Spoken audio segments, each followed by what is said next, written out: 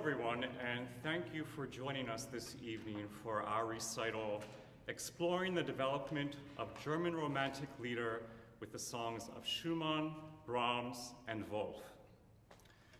The German Romantic lieder of the 19th century illuminated just how powerful the collaboration of poetry and music can be.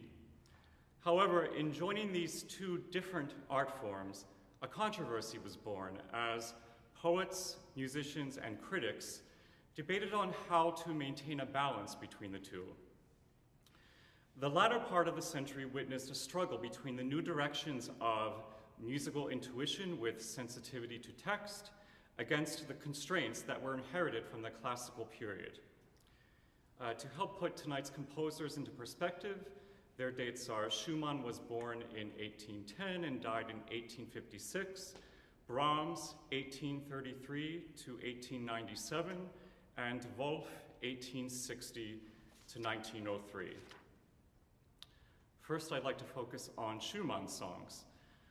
Under the shadow of the great song composer Franz Schubert, who preceded tonight's composers and clearly set the stage for all future song composers, Schumann would make his mark on the genre through his development of the role of the piano. Schumann was a virtuosic pianist himself and would focus his writing mostly on the instrument in the years before writing his monumental lieder.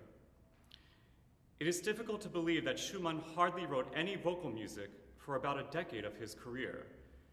Yet he then composed over 140 of the finest lieder ever in the year 1840 alone, a year appropriately called his Liedjahr, or Year of the Lied. So by the time he went to compose lieder, he had already developed a highly individual pianistic language and knew this instrument's potential for colors and expressive range. In his songs, the piano often takes the lead in its partnership with the voice. Schubert had explored more possibilities for the piano accompaniment, but it was still subordinate to the voice. Voice and piano are much more integrated with Schumann. The melodies often seem incomplete without the accompaniment. The piano is now the voice's equal in expressing the poem. The text, piano, and voice work in collaboration at times as a team complementing each other and oftentimes challenging and exposing each other. Where Schubert's melodies tend toward triadic outlines and self-contained structure, Schumann's melodies often need the piano to seem melodically or harmonically whole. They are more regularly syllabic and often include repeated pitches and repeated phrases. Piano postludes play a vital part in many of Schumann's songs, especially those in his cycle Dichterliebe. Before Schumann, piano postludes may have only summarized or punctuated the expression. With Schumann, they now express what words cannot. Many times they provide a resolution that contrasts the singer's lack of resolution. The meaning of the poem only feels complete after the piano resolves. In Schumann, we hear the piano codas give new meaning to the poems. And finally, a look at some of Schumann's songs. We will first look at Schumann's Liederkreis, Opus 39, which was composed in 1840 with text by a contemporary German poet, Joseph von Eichendorff. Schumann wrote to his wife Clara, "The Eichendorff Cycle is my most romantic music ever. The cycle is made up of poems not originally belonging together, so there is not necessarily as firm a unity with the songs as there are in other cycles. However, there is a wonderful variety in the succession with all kinds of romantic images and moods. Schumann chose some of the very best poems of one of the very best poets of the 19th century. Our first song is In der Fremde, or In a Foreign Land. The first song of this collection immediately hits us with the most prevalent theme in German Romantic poetry, one of not belonging and feeling unsettled. The poem is subdued, and thus Schumann matches his poetry perfectly to it in the beginning with melancholy minor arpeggios in the piano. The single arpeggiated accompaniment throughout captures how the sadness is inescapable, whether we are at home or in a foreign land. Schumann could also be representing a guitar accompaniment, which is the instrument we associate most with someone wandering. Music and poems show man alone in nature. The little grace note embellishments on the words Wolken, keiner, and Kent almost add a weeping quality. You'll hear the switch to major mode for the text on Wie bald, ach, wie bald, showing a glimmer of hope and longing. I will mention later that Brahms enjoyed long lyrical lines, vocal lines, but we do hear Schumann use them as well, in addition to leaps.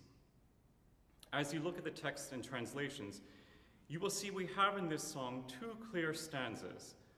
However, unlike Schubert, Schumann does not set it strophically with a folk song sense. His setting is actually more ABA, with the modified repeated A section feeling more like a coda. We will then go into the second song in the collection, which is Intermezzo. This beautiful love song shows great fragility. We don't know if the singer has actually attained his love or if he just carries this love in his heart. It is all about Schumann's piano syncopation that illustrates the unsteadiness and a pitter-pattering heart rate, not allowing the singer to feel settled. The only part of this song that is not syncopated is mich an zu jeder Stund at the end, as to say the poet is most at ease and content when and if he can be with his love all the time. The piano teases the singer with playful chromatics. We think of Brahms as showing frequent use of hemiola, but we'll hear it in this song in the last two bars of the vocal line. Schumann often incorporated twists in thought and music in his codas and postludes, especially with his songs set to Heine's poetry. But much of this specific collection, including these songs, does not have such twists. We will now hear the first two songs.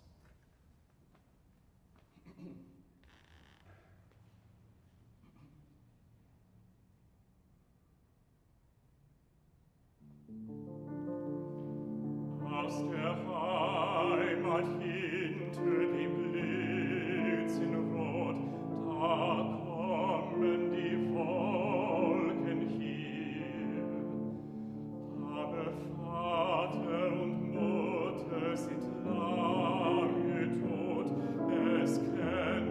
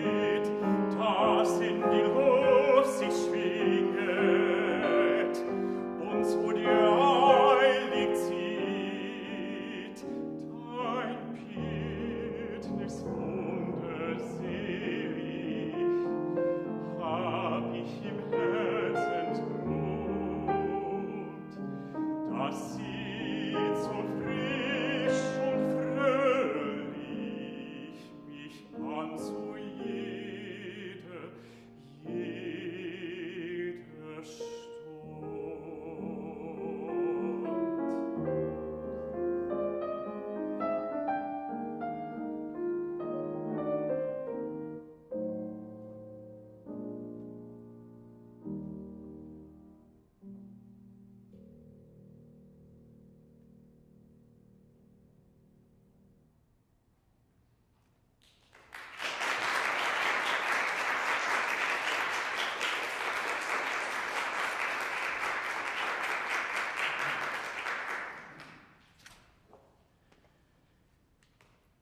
The next song is Auf einer Burg, or In a Castle.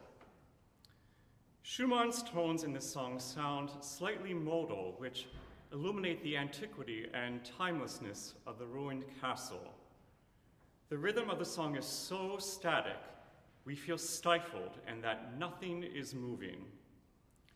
In this way, Schumann shows the world goes round and round. Time keeps on passing, whether we are here or not. There is great loneliness and solitude. Schumann's sublime music, just like that of his predecessor Schubert, is able to sound so simple, yet it grabs hold of us and paralyzes us and makes us think. To illustrate the solitude and stillness, the accompaniment is thinly textured and contrapuntal. While this song purposely doesn't have his usual piano coda or postlude, Schumann with Eichendorff's text shows a twist at the end of this supposedly joyful wedding scene with a weeping bride. Schumann liked poetry that had lots of turns and disruptions, which would later influence Volf. As he often showed in his monumental cycles, words and music give a logical progression, but we then encounter a turn, which gives more drama to what we feel in the moment, as well as the moment to follow.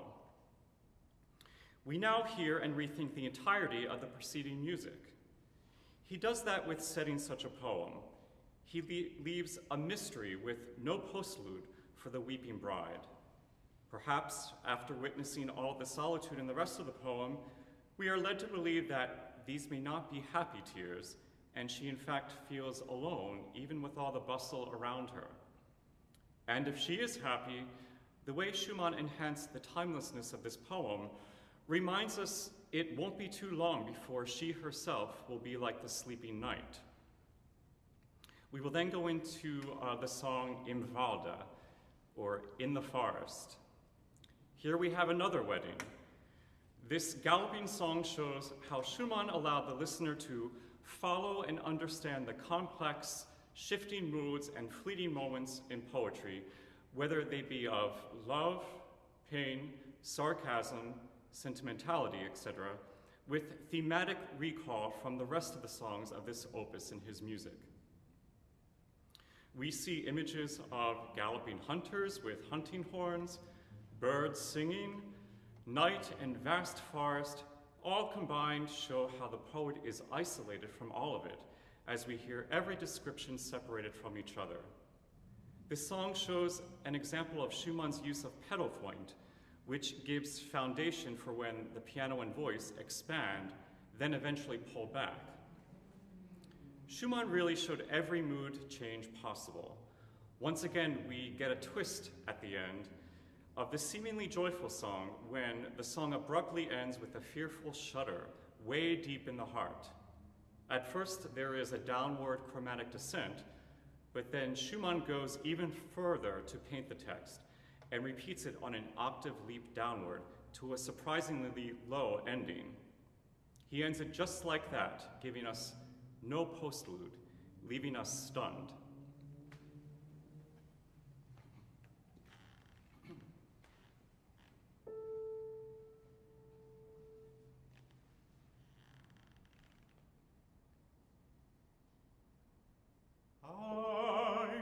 Eingeschlafen auf der Lauer, oben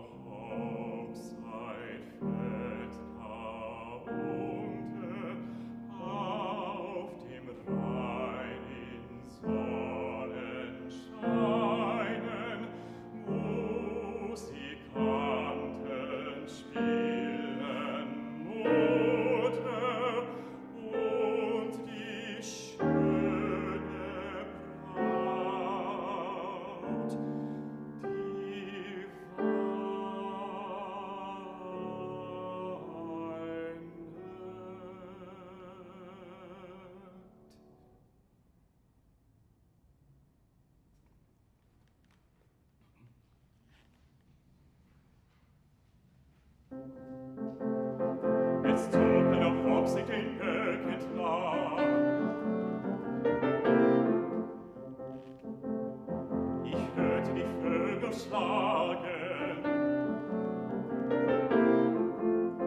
Da Mezzo reitet das Wort und Klang. Das war ein lustiges Jagen. Und es getat war alles verhallt. Die Nacht bedeckt die Runde.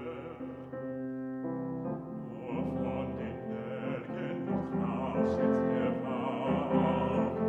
Und mich schauert's in Herzensgrunde.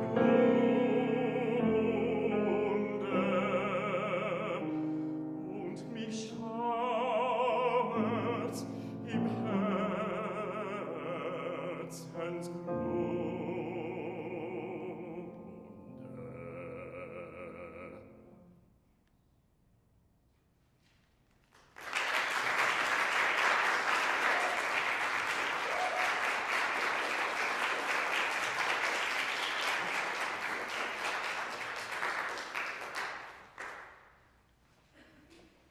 And now for Brahms. Johannes Brahms was crowned by Schumann himself as the most important new composer of Europe.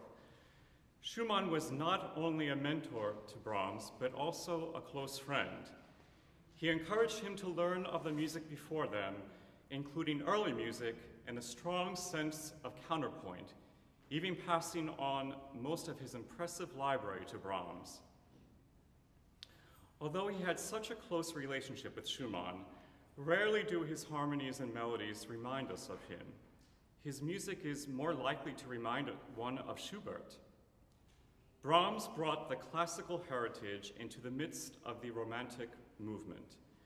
His symphonies, concertos, and chamber music show formal structures which had disciplined the music of his classical predecessors, along with phrasing, melodies, and harmonic progressions. Brahms was one of the greatest composers of the century for large-scale symphonic and choral works, and yet he considered the simple folk song to be superior to other types of songs. Like Schubert, he was influenced by the declamation, rhythmic patterns, and form of folk music. He wrote Lieder throughout his entire life, composing about 200 solo art songs, and also arranged more than 100 folk and children's songs. Brahms brought the textures and sounds of his orchestras into his piano accompaniments, even including contrapuntal devices, and treated the voice more like an instrument with longer sustained melodies. Like Schubert, he often used strophic form where there were repeated verses of the same melody. Nearly half of Brahms' songs are strophic or modified strophic. Many of the rest are basically ABA form. His variations in accompaniment textures and rhythms are more for musical variety and not necessarily to paint a specific text. Brahms took time to consider the distinction if a poem was already perfect on its own, or if it would invite musical elaboration, since he placed the musical needs above the poetic. He therefore would be more likely to select texts that might be considered by some experts to be inferior to those of Schumann and Volf.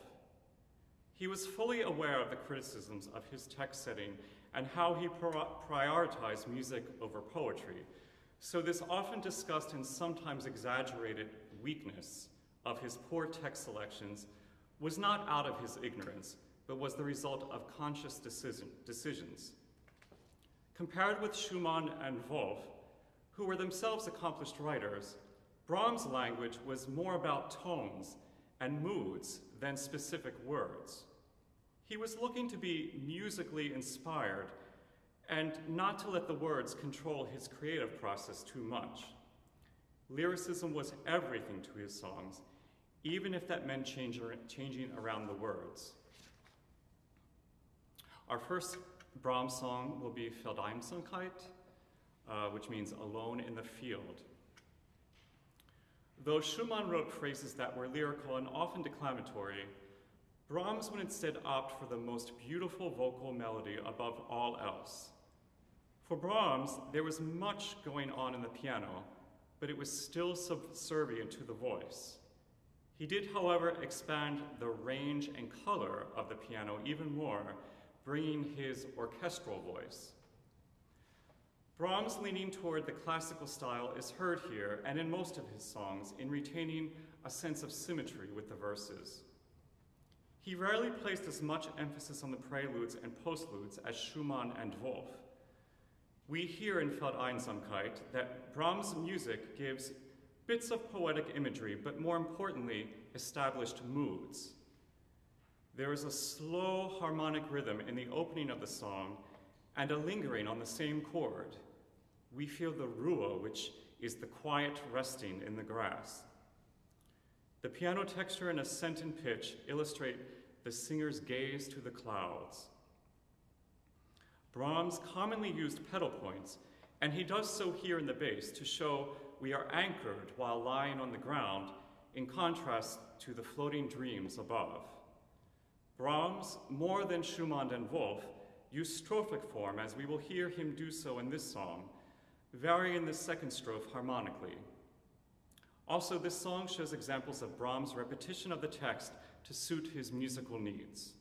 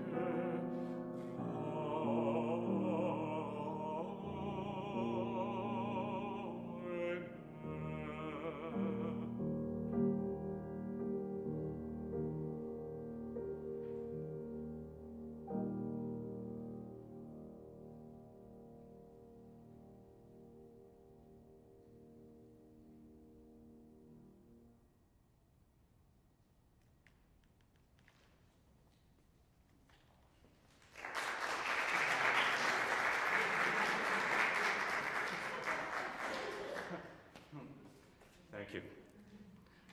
The next song is Auf dem Kirchhofe, or In the Churchyard. Auf dem Kirchhofe shows us once again how Brahms brought in his orchestral language with all its many colors and rich textures.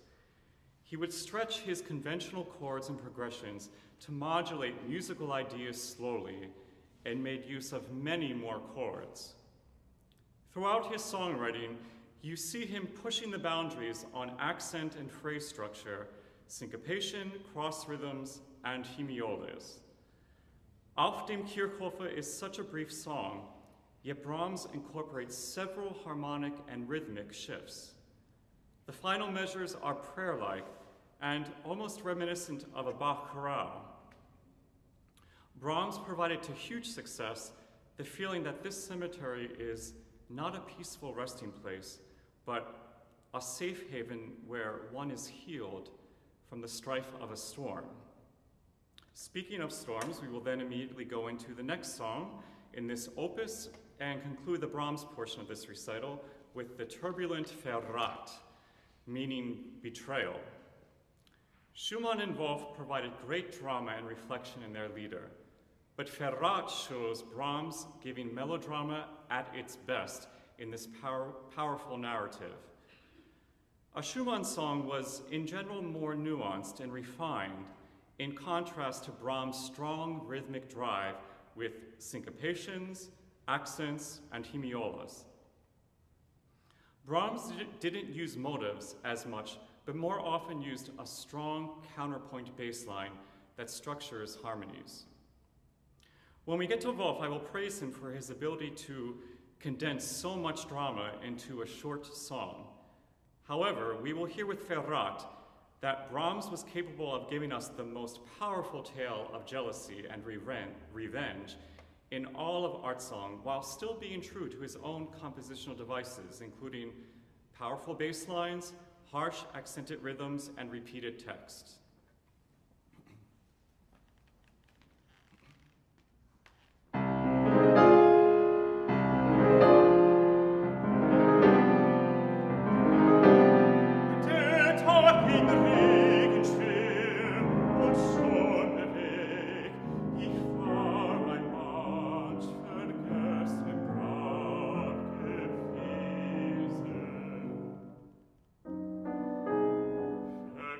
Touched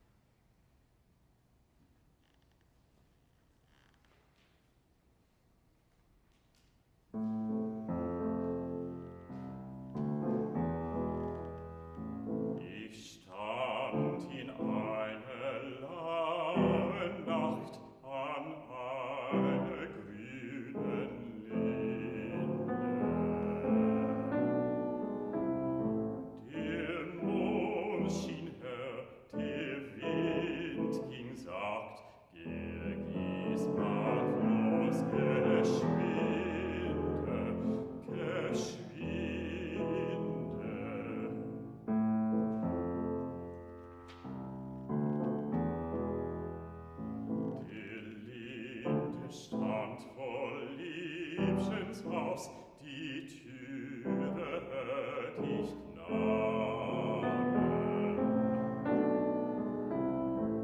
Ein Schatzlich sagt ein Manns mir raus, lasst morgen mich nicht harren, lass mich nicht harren, süßer Mann, wie hab ich dich so gerne, als Fenster klopfe leise an.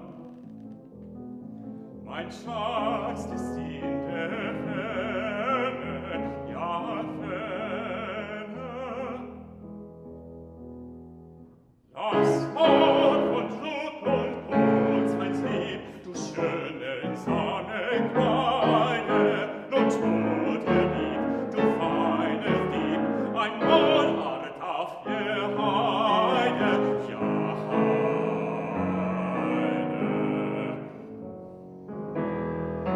Der Mond scheint hell, der Rasen grün, ist gut zu uns begegnen. Du trägst ein Schwert und liegst so grün. Dein Liebschaft will ich segnen. Dein Liebschaft will ich segnen. Ja, segnen.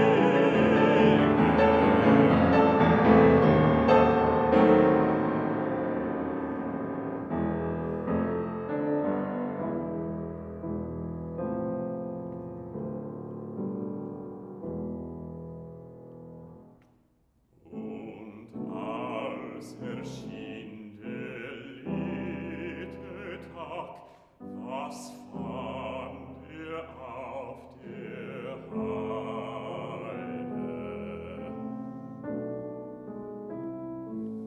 Ein Tote in dem Blumenlag, zu einer falschen Leide, ja Leide.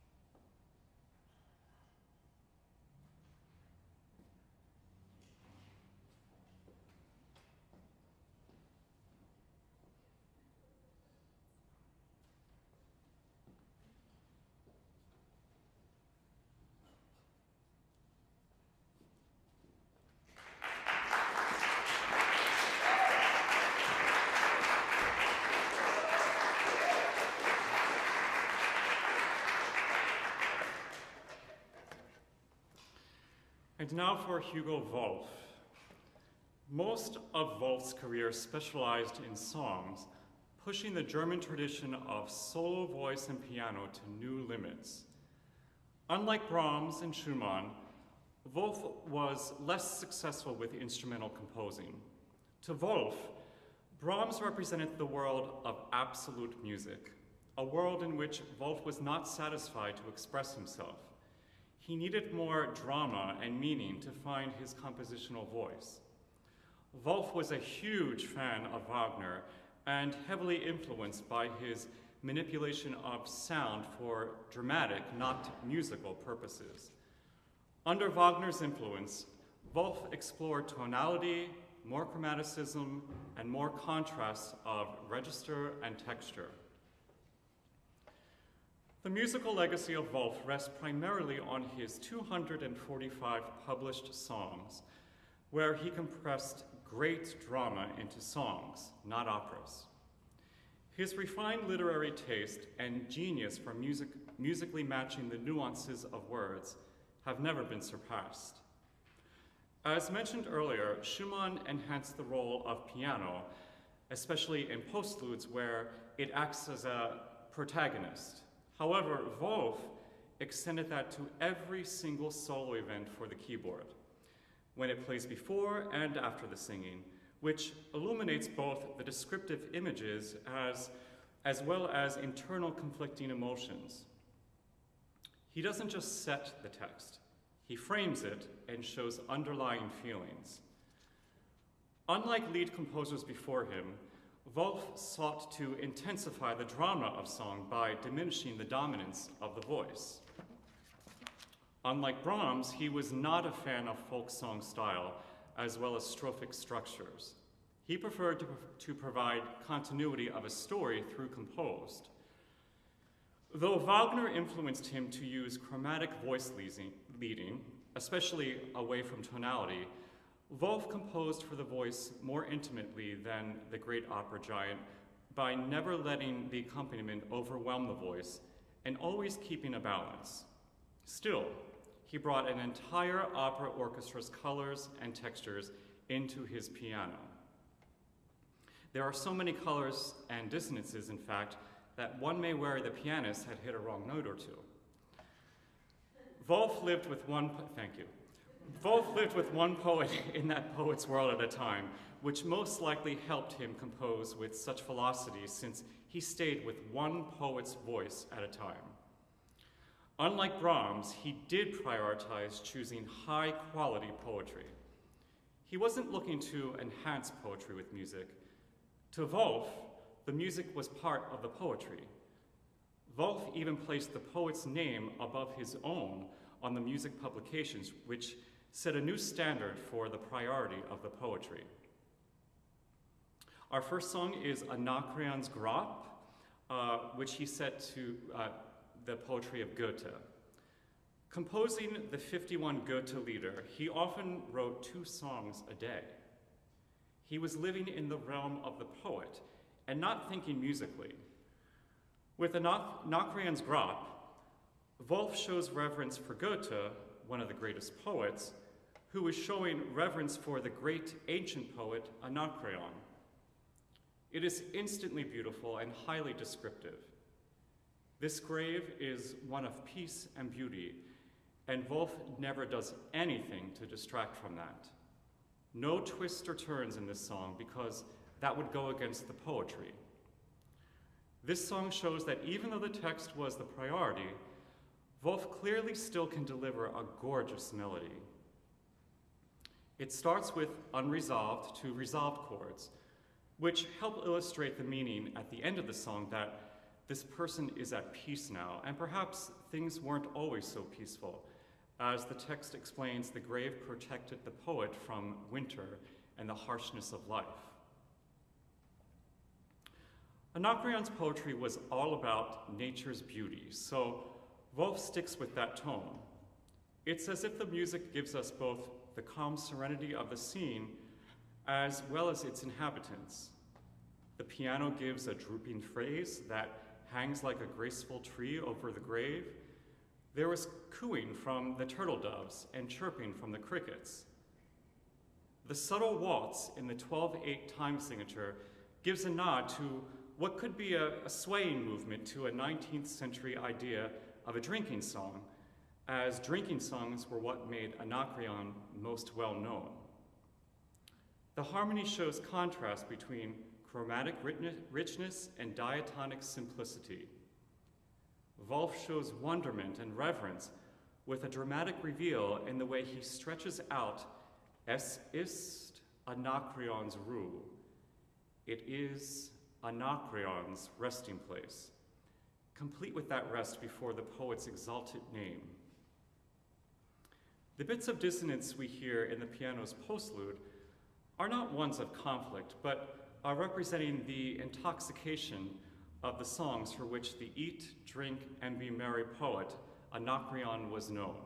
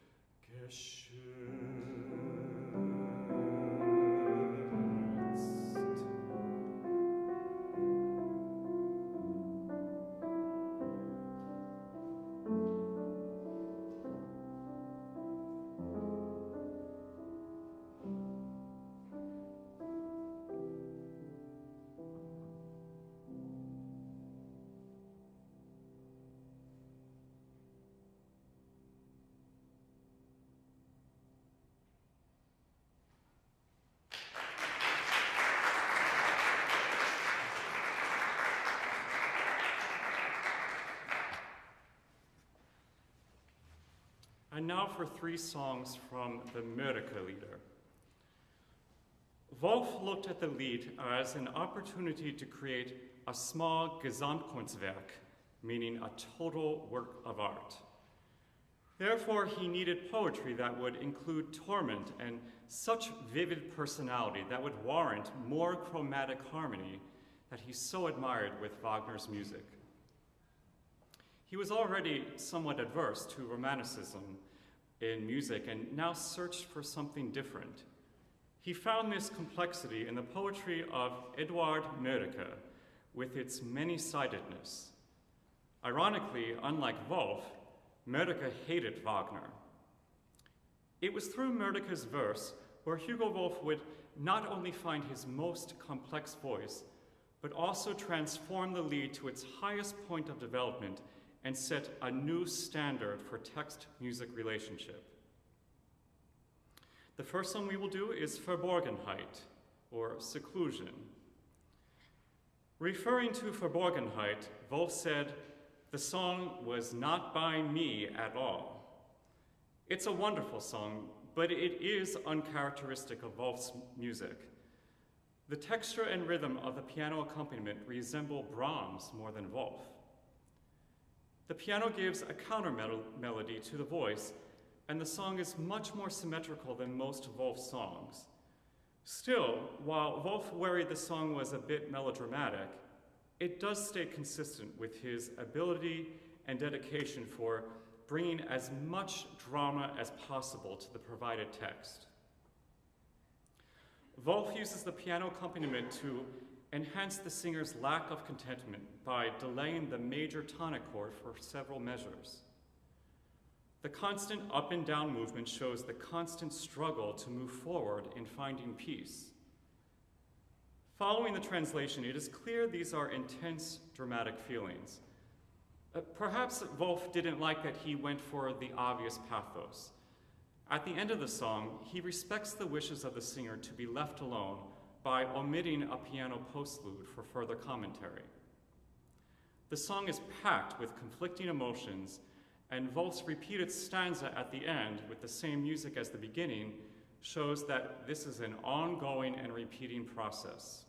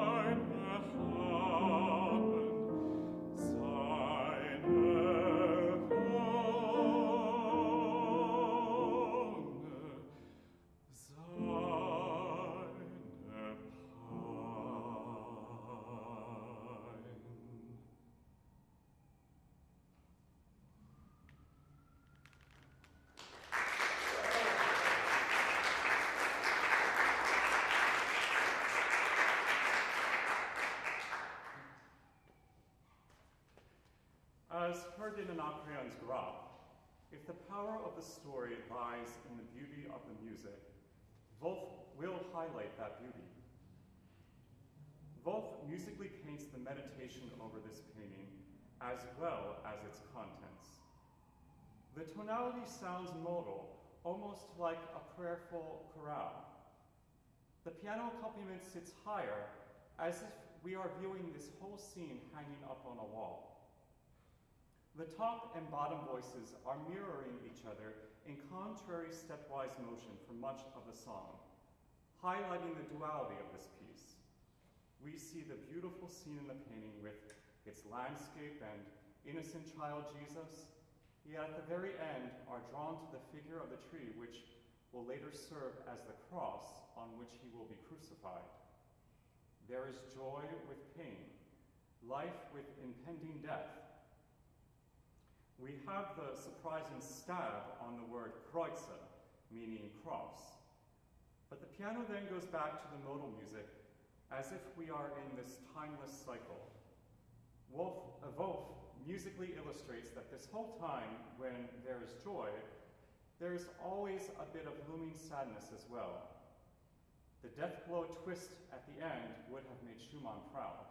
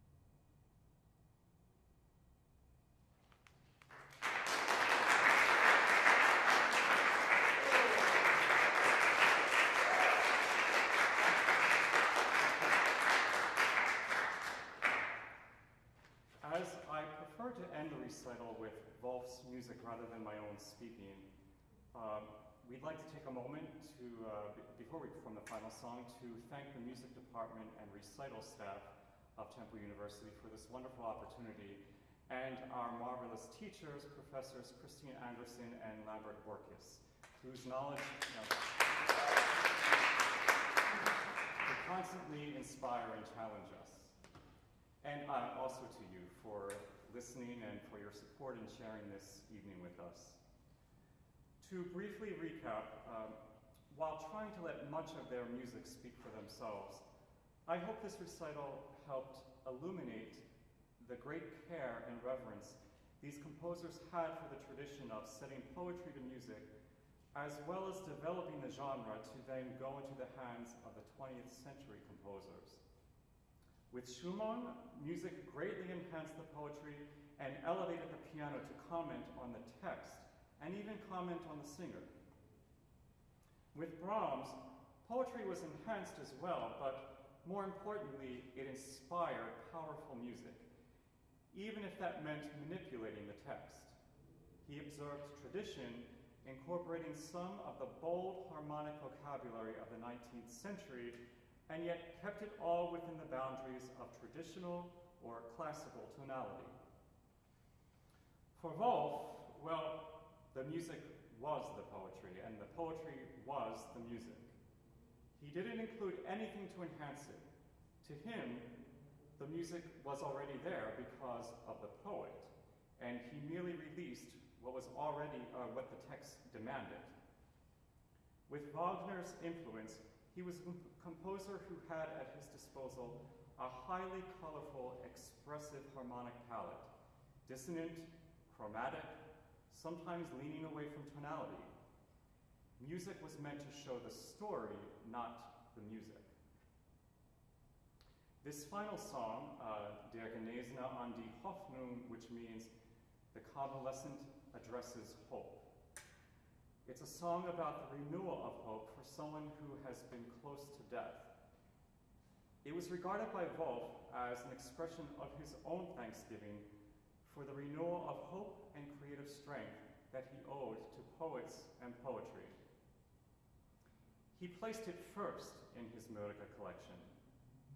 It is one of my favorite Volf pieces because of the incredible way he set a fleeting moment, the opening of a convalescent's eyes in the morning, and takes us on a ride of twists and turns by incorporating such intense emotions and intense music into that tiny moment.